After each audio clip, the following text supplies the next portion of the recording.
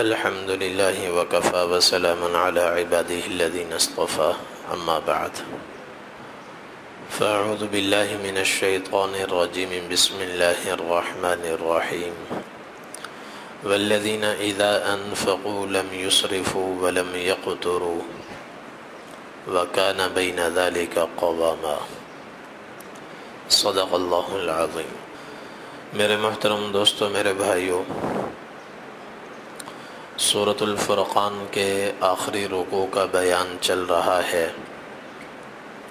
جس میں اللہ تبارک و تعالی نے اپنے خاص بندوں کی چند اوصاف بیان فرمائی ہیں، اور اپنے خاص بندوں کا اللہ تعالی نے صفات کے ساتھ ان کا نقشہ کھینچا ہے کہ ہمارے بندے ان صفات کے حامل ہوتے ہیں۔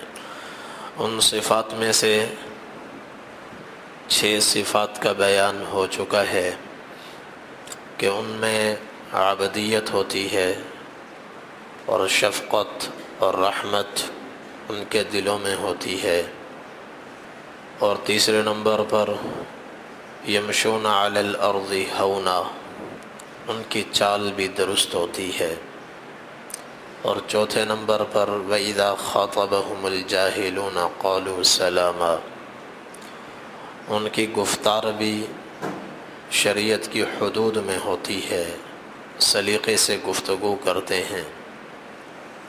وَالَّذِينَ يَبِيتُونَ لِرَبِّهِمْ سُجَّدًا وَقِيَامًا، اور راتیں بھی ان کی اللہ کی بندگی عبادت میں گزرتی ہیں، قیام اور سجدے میں۔ اور چھٹی صفت گزشتہ بیان میں عرض کی گئی کہ وَالَّذِينَ يَقُولُونَ رَبَّنَا اصْرِفْ عَنَّا عَذَابَ جَهَنَّمَ إِنَّ عَذَابَهَا كَانَ غَرَامًا إِنَّهَا سَاءَتْ مُسْتَقَرًّا وَمُقَامًا، کہ ان پر ہر وقت فکر آخرت سوار رہتی ہے، اور وہ آخرت کی ناکامی سے بچنے کے لیے جد و جہد کرتے ہیں، کوشش کرتے ہیں، اللہ سے دعا کرتے ہیں۔ 7واں وصف اللہ تعالیٰ نے اس آیت کریمہ میں بیان فرمایا، والذین اذا انفقوا لم یسرفوا ولم یقتروا وکان بین ذلک قواما، کہ وہ ایسے لوگ ہیں جو جب خرچ کرتے ہیں نہ تو خرچ میں اسراف کرتے ہیں اور نہ خرچ میں بخل سے کام لیتے ہیں، وَكَانَ بَيْنَ ذَلِكَ قَوَامًا، ان کا خرچ اسراف اور بخل کے درمیان ہوتا ہے، یعنی اعتدال کے ساتھ خرچ کرتے ہیں۔ تو خرچ میں اللہ تعالیٰ نے اعتدال کا ذکر فرمایا، اور خرچ میں اعتدال یہ ایک علامت ہے۔ مراد اس سے یہ ہے کہ ان کی پوری زندگی میں اعتدال ہوتا ہے، وہ افراط سے بھی بچتے ہیں، تفریط سے بھی بچتے ہیں۔ افراط بھی گمراہی ہے، تفریط بھی گمراہی ہے۔ حد سے آگے نکلنا یا حد سے پیچھے رہنا، یہ دونوں درجے گمراہی کے ہیں۔ حضرت حذیفہ بن الیمان رضی اللہ تعالی عنہ نے فرمایا، استقیموا، استقامت کے ساتھ راہ اعتدال پر چلو، فقد سبقتم سبقا بعیدا، جب اعتدال کے ساتھ تم چلو گے تو اللہ تعالیٰ تمہیں کامیابی عطا فرمائیں گے، کامرانی عطا فرمائیں گے، اور تم سب سے آگے ہوگے، اور کامیابی کامرانی کے جھنڈے گاڑتے جاؤ گے۔ وَإِنْ أَخَذْتُمْ يَمِينًا أَوْ شِمَالًا فَقَدْ ضَلَلْتُمْ، اگر تم دائیں طرف چلے یا بائیں طرف چلے، دائیں طرف افراط کی راہ ہے، بائیں طرف تفریط کی راہ ہے، اور بیچ کا راستہ اعتدال کا راستہ، اس کا نام صراط مستقیم ہے۔ فرمایا تم نے دائیں طرف کے راستے کو لے لیا یا بائیں طرف کے راستے کو لے لیا، اور بیچ کی راہ راست کو اور صراط مستقیم کو تم نے چھوڑ دیا تو پھر تم گمراہ ہو جاؤ گے، تو اللہ تعالیٰ نے دین میں اعتدال کے ساتھ چلنے کا حکم دیا، پورے دین میں اعتدال ہو، عبادت میں بھی اعتدال، خرچ میں بھی اعتدال، معاشرت میں بھی اعتدال، گفتگو میں بھی اعتدال، سونے میں بھی اعتدال، ہر چیز میں اعتدال۔ وَلَا تَجْهَرْ بِصَلَاتِكَ وَلَا تُخَافِتْ بِهَا، اللہ نے نماز کے اندر، نفل کی نماز میں، قرات میں بھی اللہ نے حضور پاک صلی اللہ علیہ وسلم کو اعتدال کی تعلیم دی ہے، اور آپ کو فرمایا وَلَا تَجْهَرْ بِصَلَاتِكَ وَلَا تُخَافِتْ بِهَا کہ بالکل اونچی آواز میں قرات نہ کرو اور بالکل ہی پست آواز میں قرات نہ کرو، وَابْتَغِ بَيْنَ ذَلِكَ سَبِيلًا، اس کے بیچ میں رہ کر قرات کرو۔ زیادہ زور سے قرات ہوگی تو جو سونے والے ہیں ان کے آرام میں خلل آئے گا، اور بالکل آہستہ آواز ہوگی جو اپنے کانوں کو بھی سنائی نہ دے تو چند ہی منٹ کے بعد اپنے اوپر نیند کا غلبہ شروع ہو جائے گا، سستی کاہلی چھا جائے گی۔ تو فرمایا درمیان میں۔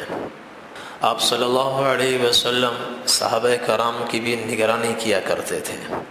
ایک رات آپ مسجد نبوی میں تشریف لائے، حضرت ابوبکر صدیق رضی اللہ تعالیٰ عنہ بھی تہجد پڑھ رہے تھے، حضرت عمر رضی اللہ تعالیٰ عنہ بھی تہجد پڑھ رہے تھے۔ حضرت ابوبکر صدیق رضی اللہ تعالیٰ عنہ بالکل آہستہ قرات کر رہے تھے، اور حضرت عمر رضی اللہ تعالیٰ عنہ کی آواز کچھ بلند تھی۔ صبح ہوئی تو آپ صلی اللہ علیہ وسلم نے دونوں کو بلایا، آپ نے فرمایا یا ابا بکر مررت بک وانت تصلی تخفض بها صوتک، اے ابو بکر میں رات تمہارے پاس سے گزرا، تم نماز پڑھ رہے تھے، آواز تمہاری بہت پست تھی، اس کی کیا وجہ ہے؟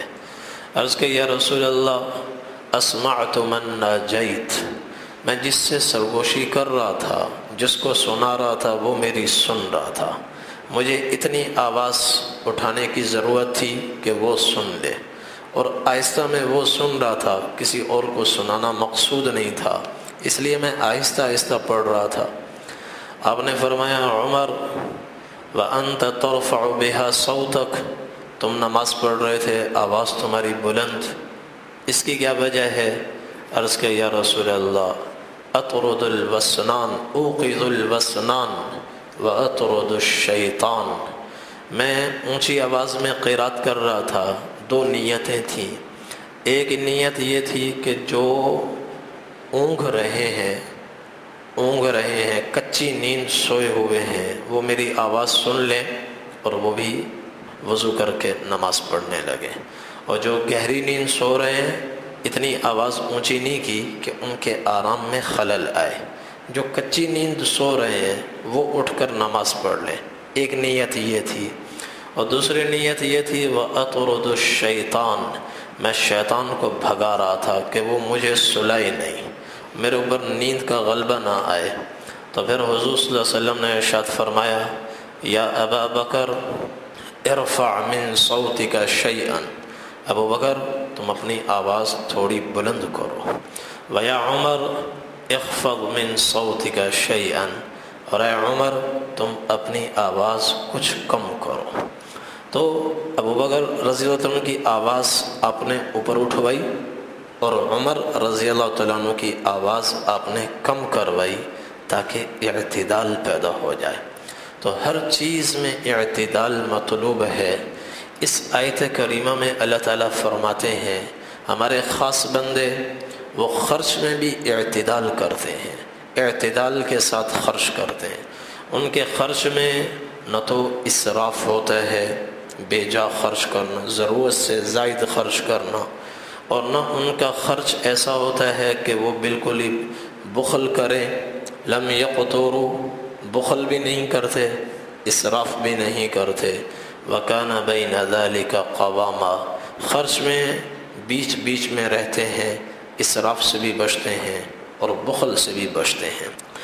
اللہ تعالیٰ نے حضور صلی اللہ علیہ وسلم کو بھی خرچ میں اسی اعتدال کو اپنانے کا حکم دیا۔ ایک اور آیت میں فرمایا وَلَا تَجْعَلْ يَدَكَ مَغْلُولَةً إِلَىٰ عُنُقِكَ، کہ آپ اپنے ہاتھ کو گردن پر باندھ کر مت رکھیں، یہ کنایہ ہے بخل نہ کریں۔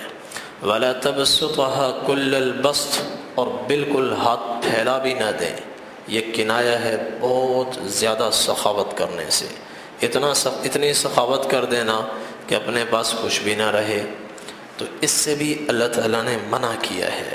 فَتَقْعُدَ مَلُومًا مَحْسُورًا، پھر سارا ہی خرچ کر دو گے، کل خود تم اپنے آپ کو بیٹھے ملامت کر رہے ہوگے، حسرت کر رہے ہوگے اور تھک ہار کر تم بیٹھ جاؤ گے۔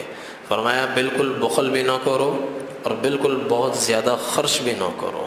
يَسْأَلُونَكَ مَاذَا يُنْفِقُونَ، آیت نازل ہوئی یا کہ صحابہ نے پوچھا یا رسول اللہ ہم کیا خرچ کریں؟ تو اللہ تعالیٰ نے فرمایا قُلِ الْعَفْوَ، ان سے کہو جو تمہاری ضرورت سے زائد ہو وہ خرچ کرو، پہلے اپنی ضرورت کا نکالو، پھر اس کے بعد جو زائد ہو وہ خرچ کرو۔ ایک صحابی آئے یا رسول اللہ میرے پاس 1 دینار ہے، اس کا کیا کروں؟ آپ نے فرمایا انفق علی نفسک، اپنے اوپر خرچ کرو۔ عرض کیا عندی دینار آخر، ایک اور بھی ہے، آپ نے فرمایا انفق علی عیالک، اپنے بچوں پہ خرچ کرو۔ عرض کیا یا رسول اللہ میرے پاس ایک اور بھی ہے، آپ نے فرمایا انفق علی اہلک، اپنی بیوی پہ خرچ کرو۔ پھر پوچھا ایک اور بھی ہے، آپ نے فرمایا انفقہ علی خادمک، اپنے نوکر پہ خرچ کرو۔ کہا یا رسول اللہ ایک اور بھی ہے، آپ نے فرمایا اب تم جہاں چاہو خرچ کرو۔ یعنی جو جتنا قریب ہے سب سے پہلے اس کے حقوق ہیں، اپنے اوپر اس سے بھی زائد ہے، بچوں پر اس سے زائد ہے، بیوی پر پھر اس سے زائد ہے، جو قریبی نوکر چاکر قریب رہتا ہے اس پر، پھر قریبی رشتہ داروں پر، اس طریقے سے آگے بڑھتے جاؤ۔ تو بالکل خرچ کرنے سے بھی منع فرمایا اور بالکل ہاتھ روکنے سے بھی اللہ تعالیٰ نے منع فرمایا۔ ایک اور جگہ اللہ تعالیٰ نے قرآن میں فرمایا کلوا واشربوا ولا تسرفوا، کھاؤ پیو لیکن اسراف سے بچو، اسراف سے بچو۔ ایک اور آیت ہے اس میں اللہ تعالیٰ فرماتے ہیں ولا تبذر تبذیرا، تبذیر سے بھی بچو، اسراف سے بھی بچو، تبذیر سے بھی بچو۔ تبذیر کیا ہے؟ اسراف کیا ہے؟ تبذیر یہ ہے کہ ایسی جگہ خرچ کرنا جہاں خرچ کرنے کا جواز نہ ہو، جہاں خرچ کرنا جائز ہی نہ ہو وہاں خرچ کرنے کو تبذیر کہتے ہیں، اور جہاں خرچ کا جواز ہو اور جتنا جواز ہو اس سے زائد خرچ کرنا یہ اسراف ہے۔ اسراف جائز جگہ پر ہوتا ہے، اور جب آدمی جائز جگہ خرچ کرتا ہے اور ضرورت سے زائد خرچ کرتا ہے تو یہ اسراف ہے۔ اور جو کسی معصیت کی جگہ پر خرچ کرے، 1 روپیہ خرچ کرے نافرمانی کی جگہ پر، معصیت میں، گناہ میں، تو وہ تبذیر ہے۔ تو تبذیر سے بھی اللہ نے منع فرمایا وَلَا تُبَذِّرْ تَبْذِيرًا، گناہ کی جگہ خرچ نہ کرو۔ ان المبذرین کانوا اخوان الشیاطین، کہ گناہ کی جگہ خرچ کرنے والے شیطان کے بھائی ہیں۔ اور ادھر جائز جگہ میں بھی اللہ تعالیٰ نے بقدر ضرورت خرچ کرنے کا حکم دیا، بقدر ضرورت، ضرورت سے زائد خرچ کرنے سے منع فرمایا ولا تسرفوا کہہ کر، اسراف نہ کرو، کہ ضرورت سے زائد خرچ ہوگا تو وہ اسراف بن جائے گا، اور یہ بھی معصیت ہے، یہ بھی گناہ ہے۔ اور اسراف صرف خرچ میں نہیں ہے، اسراف بھی ہر چیز میں، ہر چیز کو جب اس کی ضروری مقدار سے بڑھایا جائے تو وہ اسراف بن جاتا ہے۔ ضرورت سے زائد کھانا یہ بھی اسراف ہے، ضرورت سے زائد بجلی کا بلب جل رہے ہوں تو یہ بجلی میں اسراف ہے، ضرورت سے زائد پانی کا استعمال ہو یہ بھی اسراف ہے۔ حضرت سعد رضی اللہ تعالیٰ عنہ بیٹھے وضو فرما رہے ہیں، تو آپ صلی اللہ علیہ وسلم قریب سے گزرے، فرمایا ما هذا السرف یا سعد، اے سعد یہ کیسا اسراف کر رہے ہو؟ عرض کہ یا رسول اللہ فی الوضوء اسراف، وضو میں بھی اسراف ہوتا ہے؟ پانی تو نیچے سے نکلتا رہتا ہے، چشموں سے ابلتا رہتا ہے، آبشاروں سے گرتا رہتا ہے، پانی میں بھی اسراف ہوتا ہے؟ تو ہم تو یہ سمجھتے ہیں اسراف وہاں ہے جہاں پیسہ لگاؤ، جہاں اچھی خاصی خطیر رقم خرچ ہوئی ہو، پانی تو مفت کی چیز ہے، اس میں بھی اسراف ہے؟ آپ صلی اللہ علیہ وسلم نے ارشاد فرمایا نعم وَإِن كُنْتَ عَلَى نَهْرٍ جَارٍ، چاہے تم بہتی ہوئی چلتی ہوئی نہر پر بیٹھے ہو، بہتے ہوئے دریا پہ بیٹھے ہو، وہاں اگر پانی کا استعمال وضو میں ضرورت سے زائد کرو گے تو یہ بھی اسراف ہو، یہ بھی اسراف ہوگا۔ ایک حدیث میں ایک بدو آئے، یا رسول اللہ مجھے وضو کی تعلیم دیں، وضو میں کیسے کروں؟ آپ صلی اللہ علیہ وسلم نے پانی منگوایا، ان کے سامنے آپ نے وضو فرمایا، ہر وضو کو 3 مرتبہ دھویا اور پورا وضو کر کے آپ نے دکھایا، پھر فرمایا هَكَذَا الْوُضُوء، وضو اس طرح ہوتا ہے، فَمَنْ زَادَ عَلَى ذَلِكَ فَقَدْ أَسَاءَ وَتَعَدَّى وَظَلَمَ، جو اس وضو سے اس سے زیادہ وضو کرے گا، میں نے زیادہ سے زیادہ ہر وضو کو 3 مرتبہ دھویا ہے، جو 4 مرتبہ دھوئے گا تو فرمایا اس نے برا کام کیا کہ سنت کو چھوڑ دیا، وتعدى حد سے تجاوز کیا، اور تیسرے نمبر پر وظلم اپنے اوپر ظلم کیا، اپنے اوپر ظلم کیا۔ تو ہر چیز کی حدود ہیں۔ اور ایک حدیث میں آپ نے فرمایا ان من السرف ان تأکل کل ما اشتہیت، یہ بھی اسراف ہے کہ جو تمہارے دل میں آئے آج یہ فلاں چیز کھانی ہے اور اس کے پیچھے دوڑ پڑو، اپنی ہر خواہش کو پورا کرنا، اپنی ہر خواہش کو پورا کرنا، یہ بھی اسراف ہے، یہ بھی اسراف کہ وہ خواہش پوری نہ ہو تو انسان پریشان ہو جائے اور دل کسی چیز میں لگ نہ رہا ہو، آج فلاں چیز کھانے کو جی چاہ رہا ہے لیکن وہ مل نہیں رہی تو کیا کروں، نہ نیند آ رہی ہے، نہ کسی سے بات کرنے کو جی چاہ رہا ہے، تو اس کا معنی یہ ہے کہ اندر کا نظام بگڑ چکا ہے اور اس نے اپنے وجود کو اسراف میں ڈالا ہے۔ ایک صحابی کو آپ نے سنا کہ وہ کھانا کھا کر بیٹھے ہیں اور بڑی بڑی آوازیں نکال رہے ہیں اور ڈکار لے رہے ہیں، آپ صلی اللہ علیہ وسلم نے فرمایا اقصر من جشائک، کم ڈکار لو، فإن أطول الناس جوعا أطولهم شبعا، قیامت کے دن سب سے زیادہ ان لوگوں کو بھوک لگی ہوئی ہوگی جو دنیا میں بہت زیادہ پیٹ بھر کر کھانا کھایا کرتے تھے۔ اور ایک روایت میں آپ نے فرمایا ما ملأ آدمی وعاء شرا من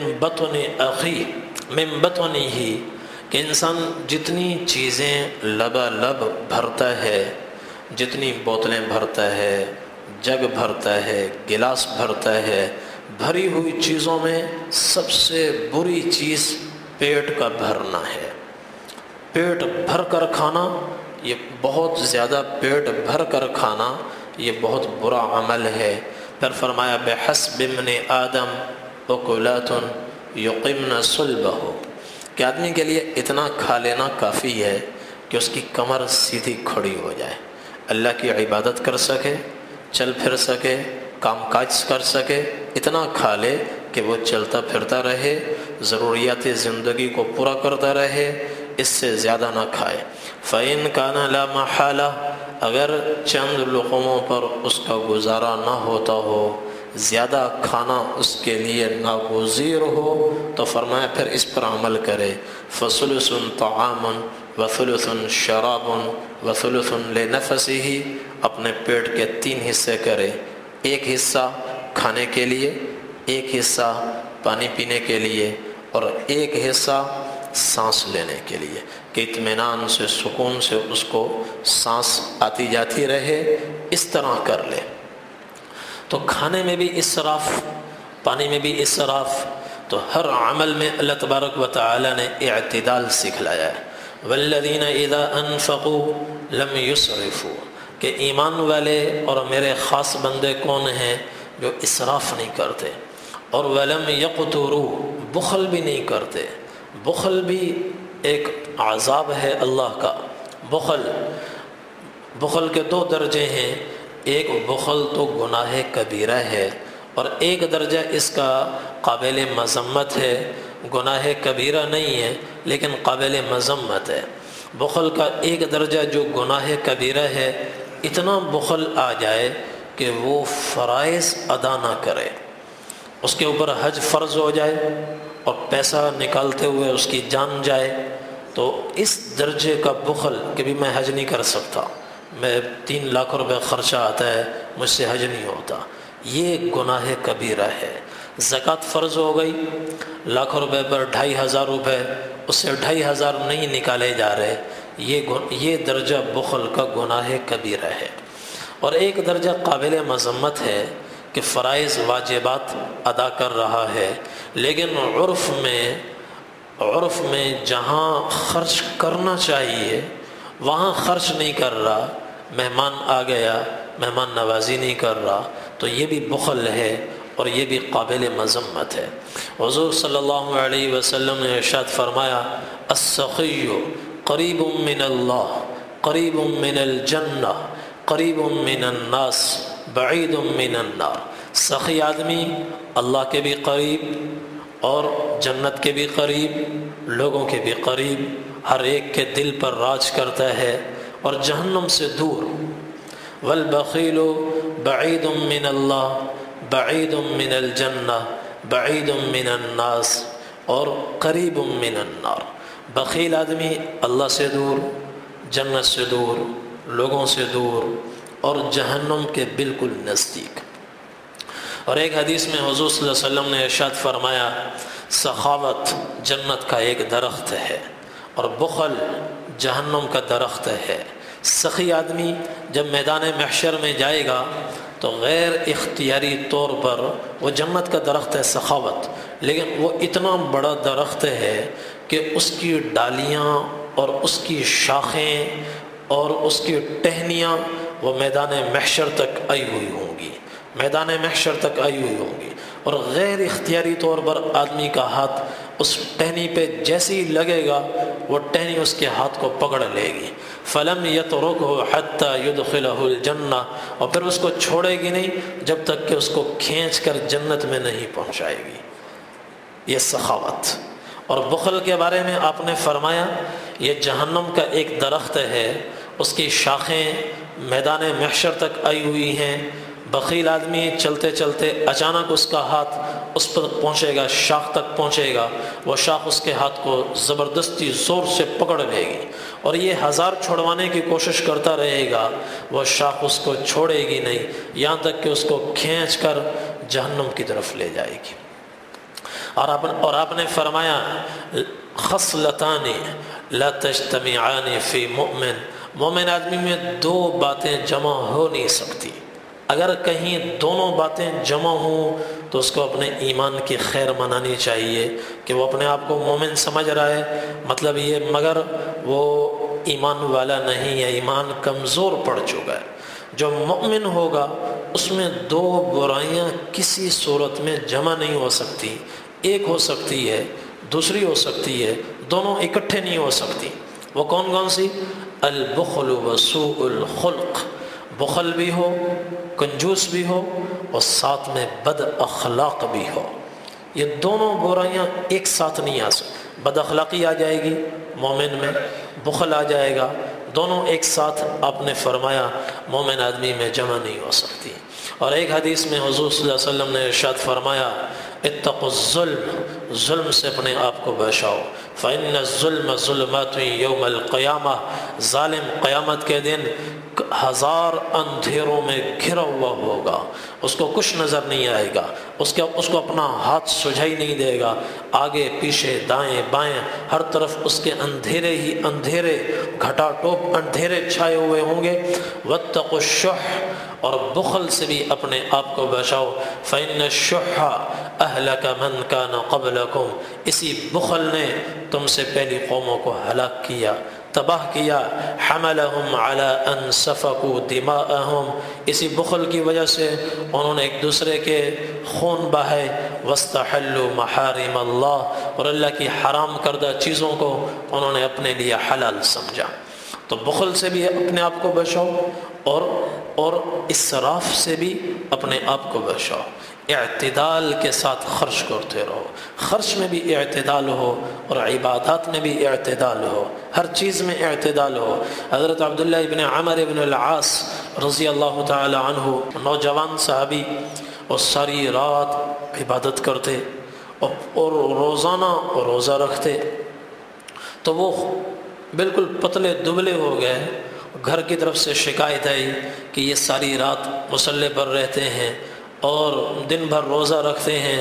نبی کریم صلی اللہ علیہ وسلم نے ان کو بلایا، آپ نے فرمایا یا عبداللہ الم اخبر انک تصوم النہار وتقوم اللیل، عبداللہ مجھے اطلاع ملی ہے کہ تم ساری رات عبادت کرتے ہو اور دن میں روزہ رکھتے ہو۔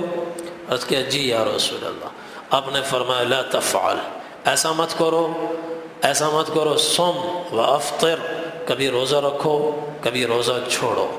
وقم و نم، ہر رات تہجد بھی پڑھو، ہر رات سوو بھی، ہر رات تہجد بھی پڑھو اور رات کے ایک حصے میں سو جاؤ، دوسرے حصے میں اللہ کی عبادت کرو۔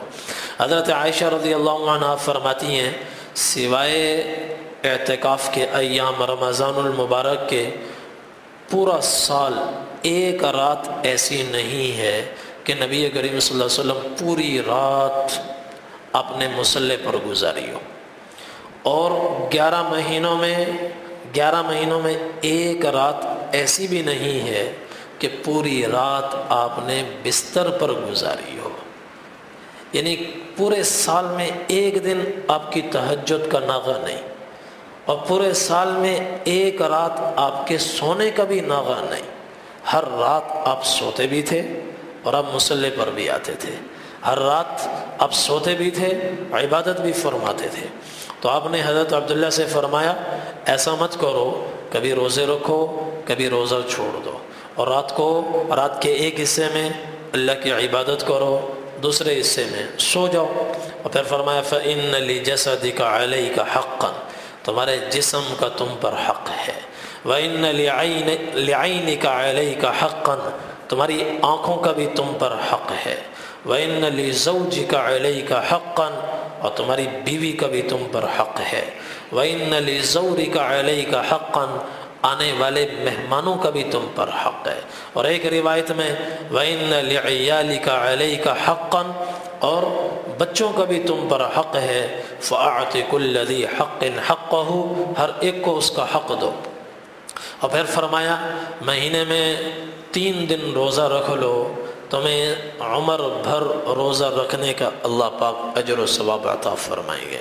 اور مہینے میں ایک قرآن کریم کا ختم کرو، مہینے میں 3 روزے رکھو، تمہیں عمر بھر روزہ رکھنے کا اجر ملے گا۔ قرآن کی تلاوت کا بھی اللہ تبارک و تعالی اجر و ثواب عطا فرمائیں گے۔ تو حضرت عبداللہ رضی اللہ عنہ نے عرض کیا یا رسول اللہ یہ بہت کم ہے، فإنی اطیق اکثر من ذلک، میں جوان آدمی ہوں، اس سے زیادہ کی طاقت رکھتا ہوں، آپ اتنی زیادہ تخفیف نہ فرمائیں، کچھ مزید عبادت کرنے کی آپ مجھے اجازت عطا فرمائیں۔ آپ صلی اللہ علیہ وسلم نے ارشاد فرمایا تو پھر فصم افضل الصوم، سب سے جو افضل روزہ ہے وہ روزہ رکھو۔ صوم داود صیام یوم و افطار یوم، سب سے افضل روزہ حضرت داؤد علیہ السلام کا روزہ ہے۔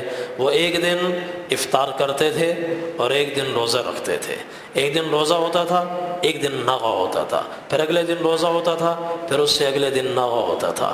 آپ نے فرمایا یہ روزہ رکھو اور 7 دن میں 7 راتوں میں قرآن کریم کا ختم کرو، ولا تزد علی ذلک، اس سے زیادہ مت کرو، اس سے زیادہ مت کرو۔ یہ آپ نے ان کو ترغیب دی، اعتدال کی۔ اور پھر بعد میں حضرت عبداللہ ابن عمر ابن العاص رضی اللہ تعالیٰ عنہ بوڑھے ہو گئے تو پھر نبی کریم صلی اللہ علیہ وسلم کی دی ہوئی رخصت کو یاد کیا کرتے تھے اور کہتے تھے لیتنی قبلت الرخصہ، کاش اس وقت حضور صلی اللہ علیہ وسلم مجھے جو رخصت عطا فرما رہے تھے، مہینے میں 3 روزے، مہینے میں 1 قرآن، کاش میں اس رخصت کو قبول کرتا۔ چونکہ حضور صلی اللہ علیہ وسلم جو کچھ ارشاد فرما رہے ہیں، جو ارشاد فرما رہے ہیں وہ سہولت پر مبنی ہے، آسانی پر مبنی ہے، یسروا ولا تعسروا، اور رخصت پر اور اعتدال کے ساتھ چلنے میں انسان موت تک چلتا رہتا ہے، موت تک چلتا رہتا ہے۔ اور جوشیلے انداز میں چلنے سے کبھی چلتا ہے اور ایک وقت آتا ہے پھر وہ تھک ہار کر بیٹھ جاتا ہے۔ اور حضور صلی اللہ علیہ وسلم نے ارشاد فرمایا خذوا من الاعمال ما تطیقون، جتنے اعمال کی طاقت تمہارے اندر ہو وہ کرتے رہو، فإن اللہ لا يمل حتى تملوا، زیادہ مبالغہ آرائی نہ کرو، تم تھک جاؤ گے پھر اللہ تبارک و تعالی اجر و ثواب دینا بھی روک دیں گے۔ جب تک تم نہیں اکتاؤ گے اللہ بھی دینے سے نہیں اکتائیں گے۔ تھوڑا تھوڑا کرتے رہو اور ہمیشہ کرتے رہو۔ ان الدین یسر، دین میں آسانی اور آسانی ہے، آسانی ہی آسانی ہے۔ وَلَن يُشَادَّ الدِّينَ أَحَدٌ إِلَّا غَلَبَهُ، جو آدمی اعتدال سے نکل کر افراط کی طرف آتا ہے ایک دن مغلوب ہو جاتا ہے، تھک ہار کے بیٹھ جاتا ہے۔ وَسَدِّدُوا وَقَارِبُوا، فرمایا صراط مستقیم پر چلو، ہاں عزیمت پر چلنے کی کوشش کرتے رہو، عزیمت اوپر کا درجہ، اوپر کے درجے پر چلنے کی کوشش کرتے رہو۔ اور اوپر پر چلنے کے لیے اندر توانائی ضروری ہے، طاقت ضروری ہے۔ فرمایا طاقت حاصل کرنے کے لیے 3 کام کرو، وَاسْتَعِينُوا بِالْغُدْوَةِ وَالرَّوْحَةِ وَشَيْءٍ مِّنَ الدُّلْجَةِ، صبح نماز کے بعد اشراق کی نماز پڑھو اور شام میں اوابین کی نماز پڑھو، وَشَيْءٍ مِّنَ الدُّلْجَةِ، اور جب خوب تاریکی چھا جائے اس وقت کچھ 2-4 رکعت نماز پڑھ لو۔ اس کی برکت سے اللہ تعالیٰ تمہارے اندر قوت اور طاقت پیدا فرمائیں گے اور عزیمت پر چلنا تمہارے لیے آسان ہوگا۔ تو اللہ تعالیٰ نے 7واں وصف اس آیت اس رکوع میں اپنے خاص بندوں کا یہ ارشاد فرمایا کہ ہمارے خاص بندے وہ ہیں جو اعتدال کے ساتھ خرچ کرتے ہیں، نہ اس میں اسراف کرتے ہیں نہ بخل کرتے ہیں۔ وَكَانَ بَيْنَ ذَلِكَ قَوَامًا، ان کا خرچ ان کے درمیان ہوتا ہے، اور ایسے ہی ان کی پوری زندگی بھی اعتدال کے ساتھ گزرتی ہے اور دین پر چلتے رہتے ہیں، خاموش زندگی گزارتے ہیں، اخلاص کے ساتھ دین پر چلتے رہتے ہیں۔ اللہ تبارک و تعالی اعتدال پر چلنے کی برکت سے اخیر عمر تک، موت تک ان کی حفاظت فرماتے ہیں، ان کے اعمال کی بھی حفاظت فرماتے ہیں، اور شرور و فتن سے بھی اللہ تبارک و تعالی ان کی حفاظت فرماتے ہیں۔ اللہ تعالی ہم سب کو توفیق عمل نصیب فرمائے۔ وآخر دعوانا ان الحمد للہ رب العالمین۔